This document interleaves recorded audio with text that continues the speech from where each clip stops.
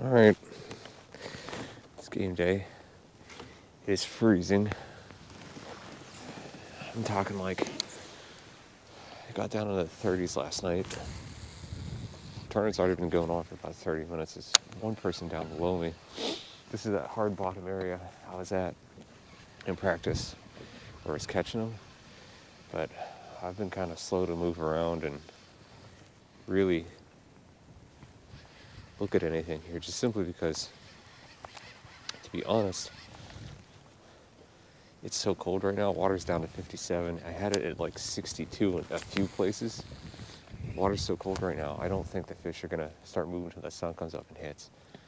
So I'm not too worried about fishing real fast through this area just yet. I don't want that water to warm up just a hair with that sun.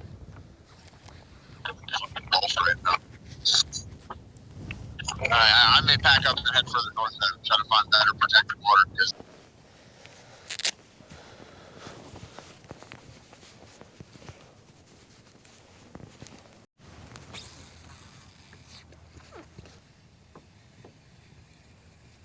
I'm not 100% sure what to throw. I don't know if the fish are going to start getting active. I need that sun to come on though, man. It is cold. Like I can't feel my fingertips.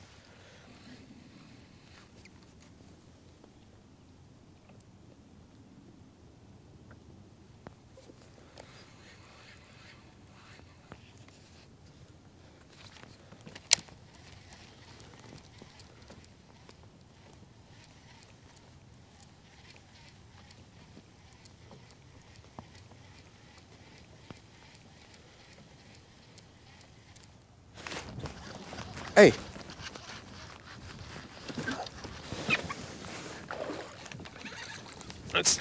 It'll count. I need him to stay on though. First fish. All right. Hitting a burning worm last weekend. I hit this today. It's no giant. He's probably 13 or 14.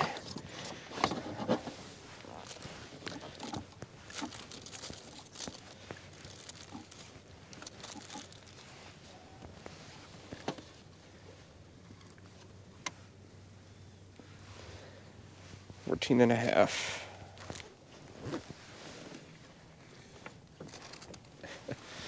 14 and a half, baby. There we go. First one. Nice healthy fish. Get out of here.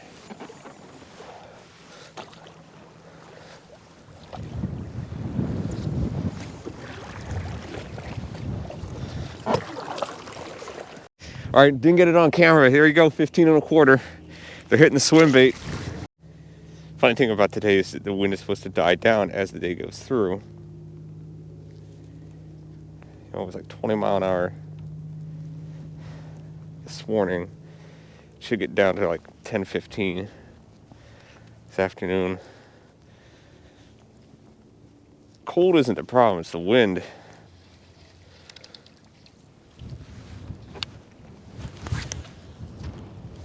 Come on.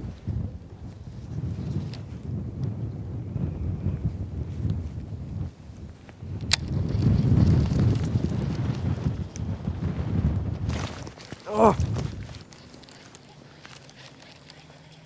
think I had one that had it while I was just sitting there.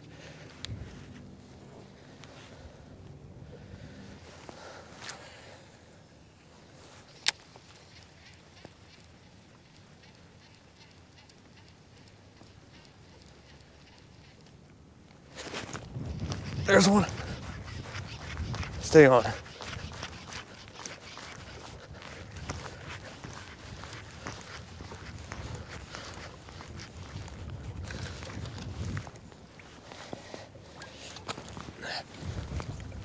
All right, it's another one.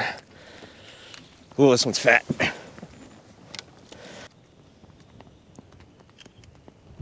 All right. That's 3. You need 2 more to get a limit, then we gotta find some bigger fish. This one's a nice little chunky 14.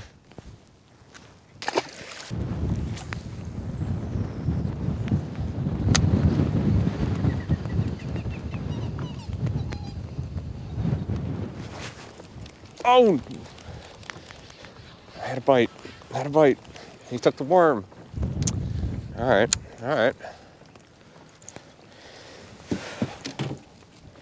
Okay. All right, we got this. Right there. Yeah.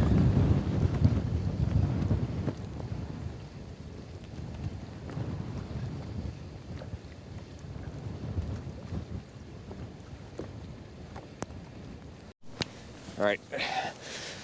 Got a little bit of a problem with the spot there. It's starting to get really dirty because of the hard bottom, and the wind is just kicking it up. So we're gonna fish here, drift back in, hit those enclaves again, where they're protected from the wind, and then keep going down the shoreline, I guess.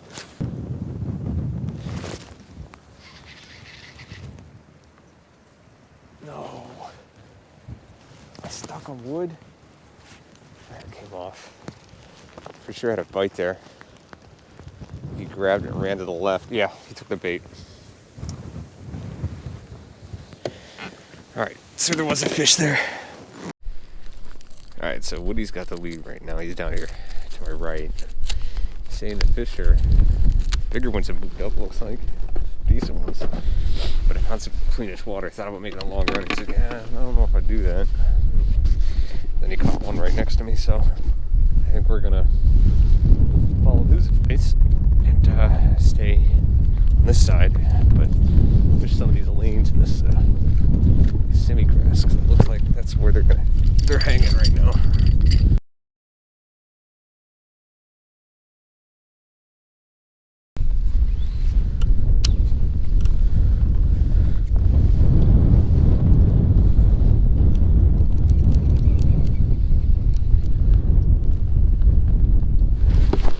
Oh, no!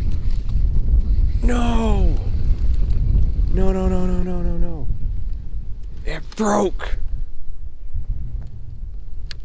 No! I was like, how in the world did that happen? It didn't break off. It slid out through the eyelet.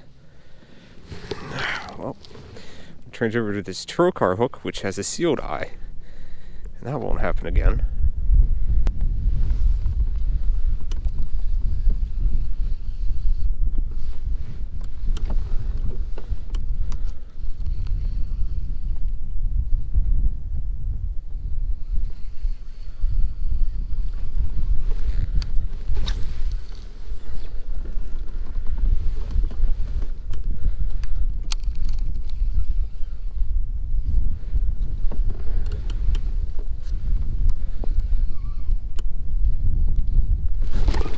There's one.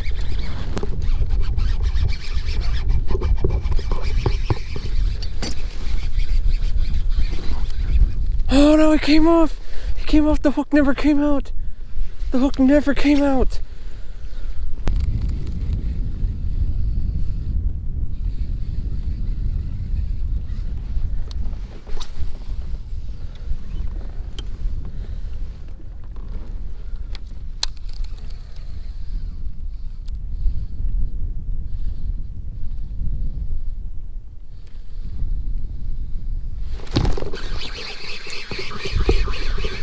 We had one. Oh, it got off. How did it get off? How did they get off?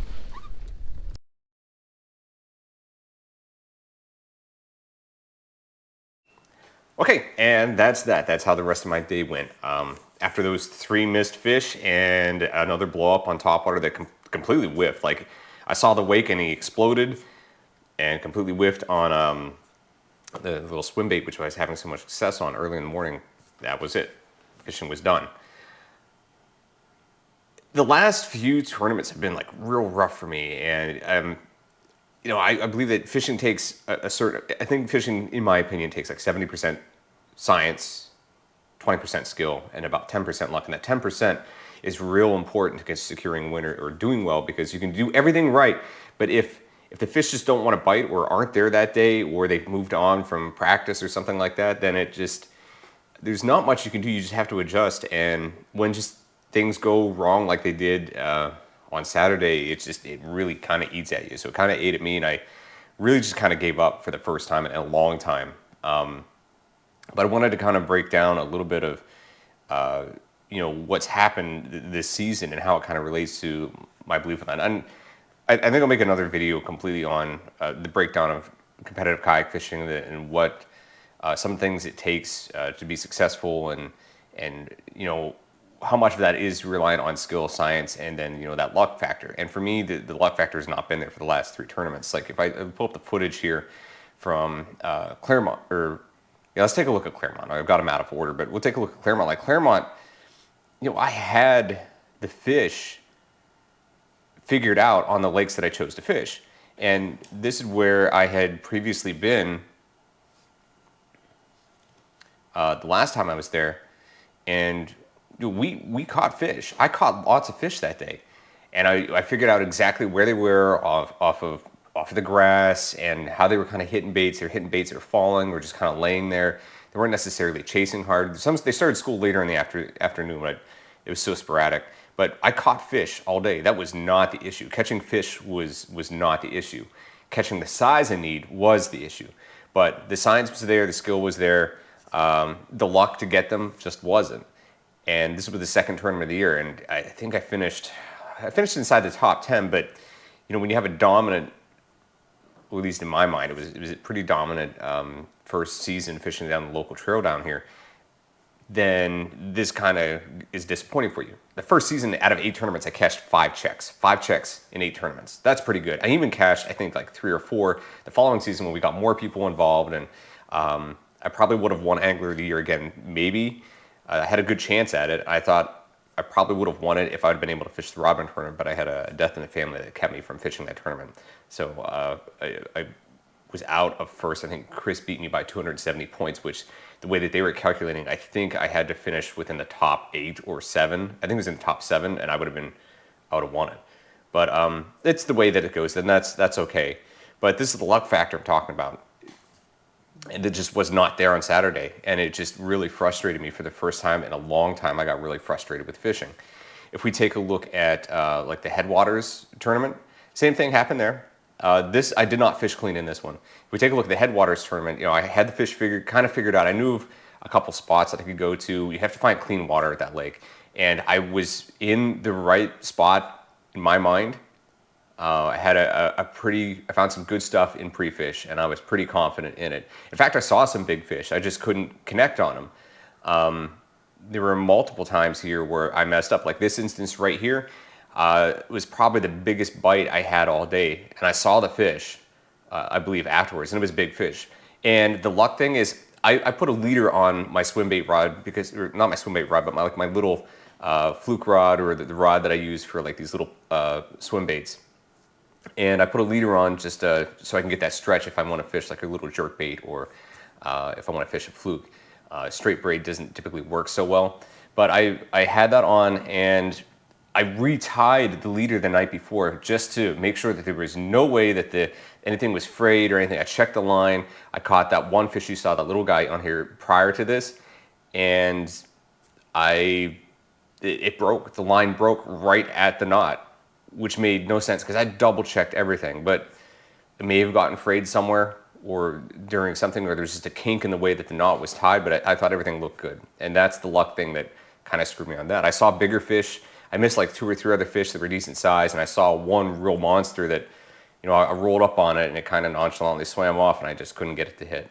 So that, again, that's the luck thing, and me not fishing super clean.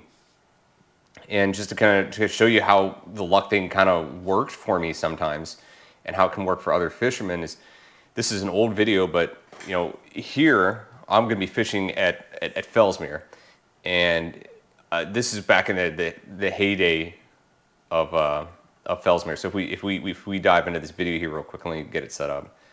So if we dive into the heyday of Fellsmere, I found this spot a week prior, and it was beautiful. The area I'm fishing here has got sporadic hydrilla, but it's open and it's crystal clear all the way to the bottom. So I'm fishing a whopper plopper here. And when I was there the week prior, I saw a monster bass wake on my bait, but didn't really eat it. But it was a big fish. I'm talking, it was like, I estimated probably 7 or 8 pounds. It was a big fish, and it had a smaller one, probably a 3 or 4 pounder with it. And this is in October, so I was like, man, this This is gonna be a good spot. I came back a week later. The spot has everything you need. It felt near clear water. It had bait fish swimming around, and it had this perfect little bowl shape where the bass can kind of corral the bait fish. So I end up going back to this spot, and it's a week later. The science is there. The skill of working the whopper plopper, the way I work a whopper plopper, is there. I catch a bunch of fish here, and it's just on the off chance that that big one is still there, I wanted to give this place a shot. And to be honest, let me see if I can find it. This is where the luck kicks in. So the luck kicks in, it's right, nope, it's a little bit further. It's right here. So the luck kicks in right here. Same spot that I saw that big one a week prior. The chances of a big fish being there a week later is pretty slim. That's a little guy. Let's see if I can find it. All right, so this is that same spot. I caught this fish after I caught this one. Let's check this out. He blows up there. I work the whopper plopper the way I know how to work it. It typically works really well. Porpoises on it. It takes a hot minute to fight and get this fish in, but when I do get it in, I think it weighed 8 pounds, 3 ounces. So it was my third trophy catch of the year, and it was in a spot that, again, the science was there and the skill, but the luck. And when all three things line up, it's perfect. And there are stories of fishermen who go through these long periods where they don't do really well. And that's just me right now. And for the first time in a while, I was like, man, I just don't want to fish. But I got right back out there the next day. I know I needed to catch some fish. I went out and caught a couple, made myself feel better, get a little bit of confidence back. We got Lake Okeechobee coming up. This next month is going to be really busy. I've got KBF next week. I've got